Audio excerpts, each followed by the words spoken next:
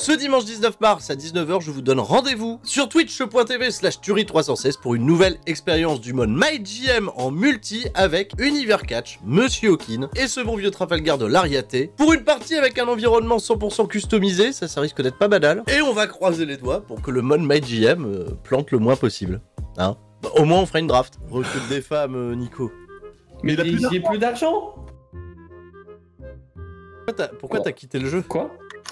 Pourquoi t'as quitté le jeu et que t'as pas pourquoi t'as quitté la draft et pas terminé la draft?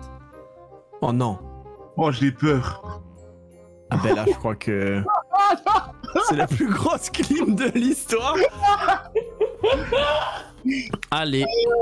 Ouais, salut à tous, c'est Sturi, bienvenue pour le SmackDown Recap de cette semaine. Tout ce qui s'est passé dans l'épisode qui s'est tenu dans la nuit du vendredi 17 au samedi 18 mars 2023. Kansas City est toujours dans la route vers WrestleMania 39, un épisode déterminant pour l'avancée d'une storyline très attendue et très suivie. Je veux bien entendu parler de ce qui se passe autour de Sami Zayn, Kevin Owens et des Usos. Pour vous tenir informé de l'un des fils rouges backstage, toujours pas de traces de monsieur Bray Wyatt. Aucune présence à l'écran, aucune présence non plus de Bobby Lashley. À désormais un peu moins de 15 jours de WrestleMania, je pense que l'épisode de Monday Night Raw de ce lundi sera déterminant pour la suite de l'avancée de cette storyline.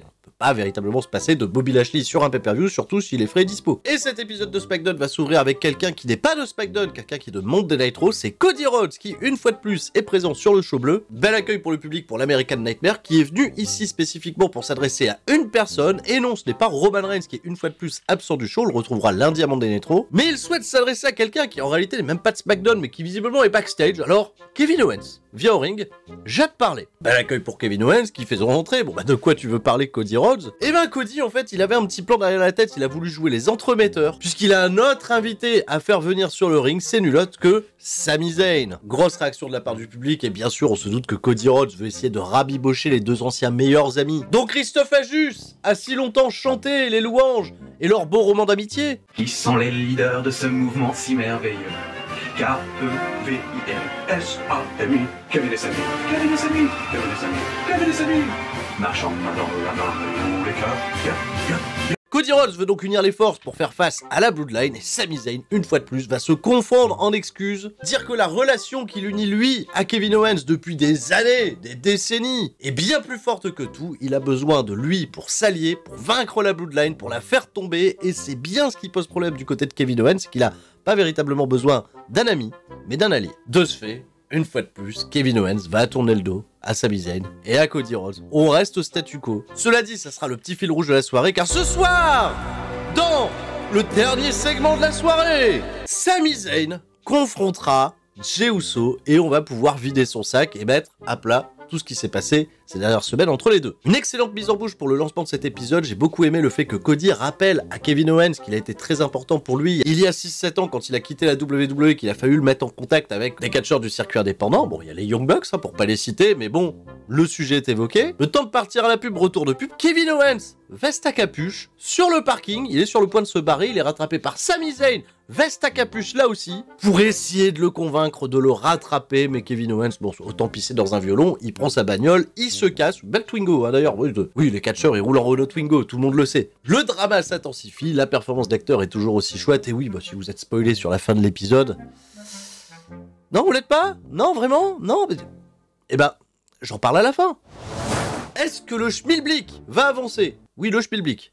La référence de Boomer, là on peut pas mieux. Est-ce que le programme donc va avancer entre Dominique Mysterio et Rey Mysterio? On va le savoir dans un tout petit instant, puisque là tout de suite, Dodo et Riri vont aller faire face à Legado del Fantasma composé de Santos Escobar et de Zelina Vega qui... Est-ce que c'est pas la première fois que Zelina Vega on va la voir évoluer en tant que babyface à la WWE? Parce que là on est parti dans un match mixte les amis, où après les 4-5 premières minutes de match entre Dominique Mysterio et Santos Escobar, on est resté sur un statu quo. Quand les filles sont rentrées en jeu, Zelina elle a sorti tous ses manœuvres de lucha libre, elle les a fait à la perfection. Il y a des moonsaults à l'extérieur, il y a des Hurricane Rana, c'était magnifique, mais un Riptide seulement pour Rhea Ripley, pour permettre à l'équipe du Judgment Day de remporter la victoire, de bâtir le momentum. Un combat décent avec la bonne équipe qui gagne à la fin, et Santos Escobar, j'ai bien peur qu'il ait été un appui, un allié pour Rey Mysterio, mais que sa route vers WrestleMania risque d'être un peu compliqué. Vu que Dodo il est là, évidemment, il profite d'être à SmackDown pour appeler son père, Rey Mysterio. Pour une fois de plus, le défi est pour un combat à WrestleMania, on voit Rey Mysterio dans l'écran géant qui va probablement réagir, peut-être de manière positive cette fois-ci. On est parti à la pub, retour de pub. Visiblement le couloir il doit être très très grand puisque là Rey Mysterio faisait à peine son entrée à l'arène. Bon, c'est une redite de tout ce qu'on sait déjà. Rey Mysterio il a été absent pour son fils, il a pas été là pour les matchs de foot, il a pas... Ok,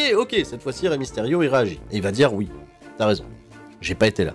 J'ai sacrifié beaucoup de choses pour mener la vie de rêve, certes, mais également en faire profiter ma famille. Et puis il le dit, Rey Mysterio, voilà, on a fait de l'argent, il y a des marques, il y a du Dolce Gabbana, du Louis Vuitton. Voilà, plein de choses pour vivre le rêve. En plus de ça, bah, je suis introduit au Hall of Fame, mais j'ai pas envie d'aller au Hall of Fame avec le cœur lourd. Et pourtant, je vais y aller avec le cœur lourd parce que j'aimerais avoir mon fils à ses côtés. Et je l'aime plus que tout au monde, même s'il est devenu un petit con. Et Rey Mysterio le dit, quand un petit con, comme toi, me manque de respect, me chie à la gueule, bien évidemment que j'ai envie de lui botter le cul. Et là, le public, il est à fond dedans. Bah oui, mais on attend, Rey Mysterio, que tu officialises le match contre ton fils, qui sera peut-être le match d'adieu, et ça va être dur. Mais Rey Mysterio, il veut pas affronter son fils. Toujours pas.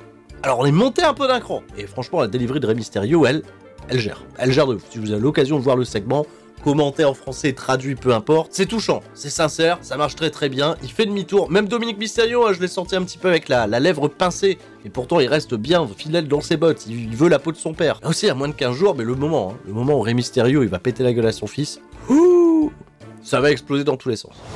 Michael Cole et Wade Barrett nous informent que 2 nouveaux matchs ont été rajoutés à WrestleMania. Il y avait déjà des rumeurs à ce sujet et c'est finalement confirmé. 2 Fatal 4-Way par équipe, un masculin, un féminin, où il n'y aura pas de championnat en jeu. Voilà, c'est juste des Fatal 4-Way d'exhibition, peut-être pour couronner des aspirants numéro 1, on sait pas encore. Et pour participer à ces matchs, il faut se qualifier. Alors qu'est-ce qu'on fait? Un match féminin qualificatif pour WrestleMania avec d'un côté une équipe, ah oui, c'est Raquel Rodriguez et Liv Morgan, donc bon, elles ont un statut de favorite contre à peu près n'importe qui, surtout que l'équipe d'en face, c'est Emma et Tegan Nox.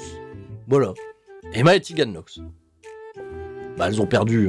3 minutes 45, comme ça c'est plié. Liv Morgan et Raquel Rodriguez partent à WrestleMania dans le Fatal 4-Way des gens qui n'avaient pas de programme. Les rumeurs des équipes qui pourraient les rejoindre, ce serait probablement Carmella et Chelsea Green. Oui, les nouvelles Iconics, en quelque sorte. Shayna Baszler et Ronda Rousey. Le step down pour Ronda Rousey, il est quand même bien puissant. Et enfin, la dernière équipe, ce serait probablement Natalya et Shotzi. Peut-être qu'on s'avance, peut-être que les dirt sheets sont faux, mais bon, Natalya et Shotzi. Out of nowhere, ok. Bon, bah voilà, on va faire avec. Restons dans la division féminine puisque c'est l'heure de retrouver sur le ring la championne WWE Charlotte Flair. Merci pour le soutien des mouvements populaires français avec le port bien entendu du maillot jaune fluo. Hein, voilà, elle est habillée en gilet jaune. Grosse promo bien sûr pour provoquer Rhea Ripley. Ce serait bien de nous en donner un petit peu plus parce que pour le moment on est un petit peu sur notre fin. Charlotte Flair va rappeler qu'elle a battu Rhea Ripley il y a 3 ans à WrestleMania et que plus les choses évoluent, plus elles restent les mêmes. Cette année elle battra encore Rhea Ripley pour la remettre à sa place. Rhea, elle entend ça, qu'est-ce qu'elle fait? Elle va au ring, accompagnée de Dominique Mysterio, qui est désormais bien présent ce soir. Rhea Ripley nous dit que la Rhea Ripley d'aujourd'hui, elle a rien à voir avec la Rhea Ripley d'il y a 3 ans, qu'elle a step up, qu'elle fait désormais peur à tout le roster féminin, peur à tout le monde, sauf à une personne, et ça la fait chier. Elle fait pas peur à Charlotte Flair, qui baisse pas les yeux, qui est pas du tout impressionné par Rhea Ripley. De ce fait, le stare down est très très cool. C'est Dominique Mysterio qui va balancer la petite insulte de trop à Charlotte Flair, qui va vouloir l'attaquer, mais Rhea Ripley tout de suite sur la défensive, bim, elle défend de dos, elle lui envoie un coup de poing et Charlotte Flair, elle est pas restée là-dessus. Elle a fait le tour du ring, elle est partie attaquer Rhea Ripley, de ce fait bagarre générale, le public était conquis, on a envoyé tout le service de sécurité pour séparer absolument tout le monde, qui a donné le droit à des très très bons plans de caméra pour dire que les 2 femmes avaient véritablement envie d'en découdre. Oui, je sais, hein, le service de sécurité qui maîtrise tout le monde, c'est du vu et revu. Mais là, on avait besoin d'une étincelle dans ce programme pour que ça passe au niveau supérieur. Je suis très excité, hein, parce que Rhea Ripley, j'ai pas trop de doute. Charlotte Flair, depuis qu'elle est revenue, on l'a pas encore vu délivrer les gros matchs dont elle est capable et dont elle a le secret. Un dernier petit match court du milieu de carte, c'est Xavier Woods qui va aller affronter LA Knight. LA Knight, par tous les moyens, il va avoir une route vers WrestleMania. Alors je sais pas si vous avez lu les rumeurs au sujet d'LA Knight, mais probablement qu'il obtiendrait gain de cause au final en ayant une opportunité d'affronter Stone Cold Steve Austin à WrestleMania. Bon, ok. Yeah! Et bah la route de WrestleMania, elle passera par une losing streak puisqu'en 2 minutes 16, Xavier Woods, le roi des bois, va immobiliser bon ami LA Knight dans un roll-up. 1-2. La roll-up zone pour LA Knight. Bah oui, la bonne vieille. Bon, pour Xavier Woods, on se doute que ça le conduira nulle part. LA Knight, lui, on va le retrouver backstage et il va aller s'en prendre à qui? Il va aller s'en prendre à Rey Mysterio. Enfin non, il va pas aller s'en prendre à Rey Mysterio parce qu'il va lui dire, écoute, si tu veux pas affronter ton fils à WrestleMania, moi je veux bien le faire parce que je veux être à WrestleMania et on pourra m'appeler LA Mysterio. Qu'est-ce que t'en penses? C'est une bonne idée? Rey Mysterio, pour lui, c'est pas une bonne idée. Non, il a mis une droite, LA Knight. De ce fait, ils nous ont annoncé pour la semaine prochaine LA Knight contre Rey Mysterio.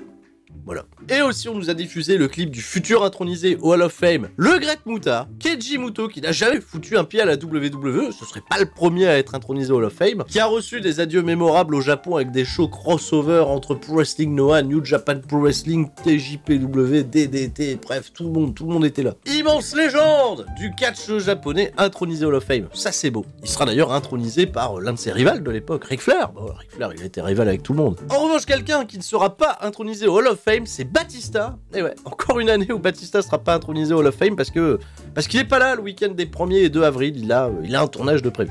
Il peut pas l'annuler. Malheureusement, on n'aura pas l'intronisation en même temps et de Rey Mysterio et de Batista pour une photo souvenir. Voilà. Qui rassurait les fans de la génération NT1 qui ont beaucoup pleuré à l'époque. Ah.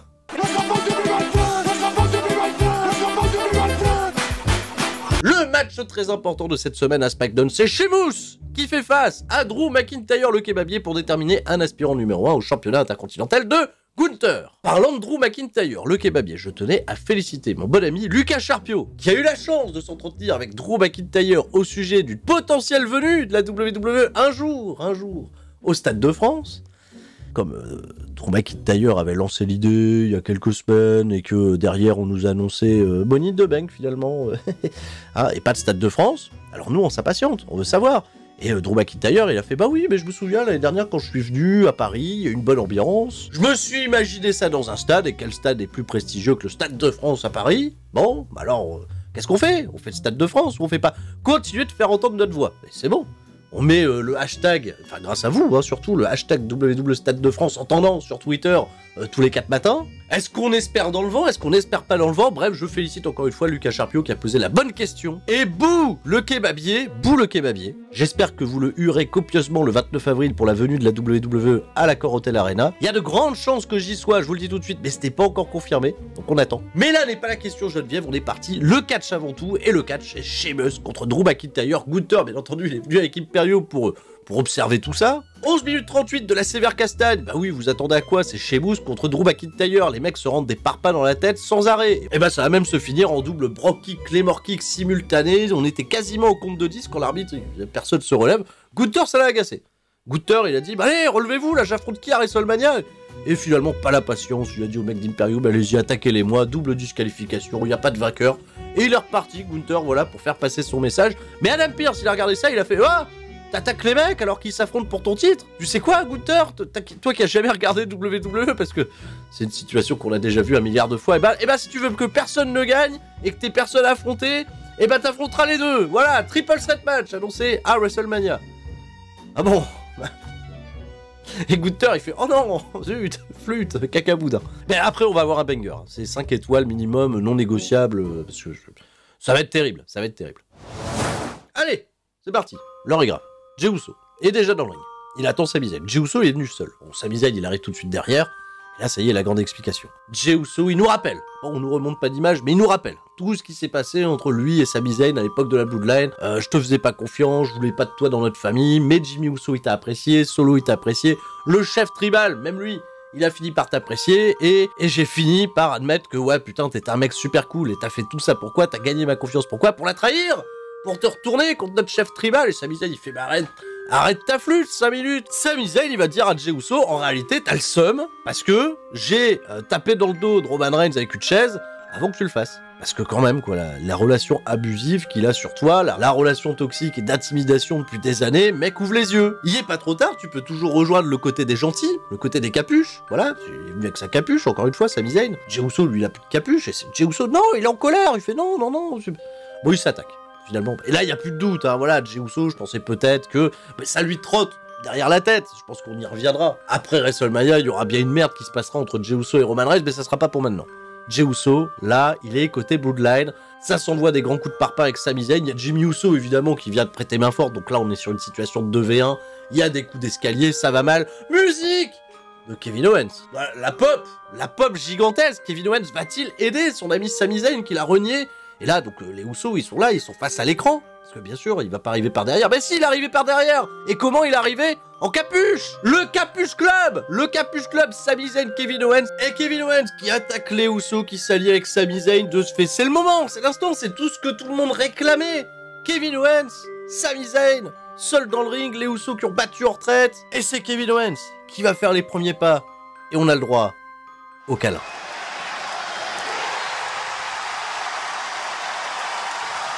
Il y a des câlins comme ça dans l'histoire du catch qui font tellement de bien. Alors là, la pop qui est déclenchée, elle est incroyable, elle paraît tellement sincère, alors que tout le monde s'attendait à ce que ça se terminerait comme ça, cette affaire. Non, un grand moment dans l'histoire du catch, c'est certain, on pense aux grandes réunions, par exemple de l'ADX. Ou la réunion également, moi j'ai beaucoup pensé à ça, la réunion des Golden Lovers du côté de New Japan Pro Wrestling avec Kota Ibushi et Kenny Omega. L'instant est très fort, les cartes sont redistribuées, il y a même ce petit passage où t'as Cody Rhodes qui observe ça backstage sur un écran et qui a le petit sourire. Là, il vient de se trouver deux alliés très précieux pour mener à bien sa route vers WrestleMania. J'ai très hâte de découvrir la réaction de Roman Reigns vis-à-vis de tout ça ce lundi à Monday Night Raw. On en reparlera bien entendu sur la chaîne C'est ça le catch. C'est tout pour moi, un solide épisode, notamment pour son début, pour sa fin, le milieu un peu en dents de scie, un très solide match entre Sheamus et Drew McIntyre. Des gros bisous à tous, c'était Sturi. Et tout le monde, reste fort.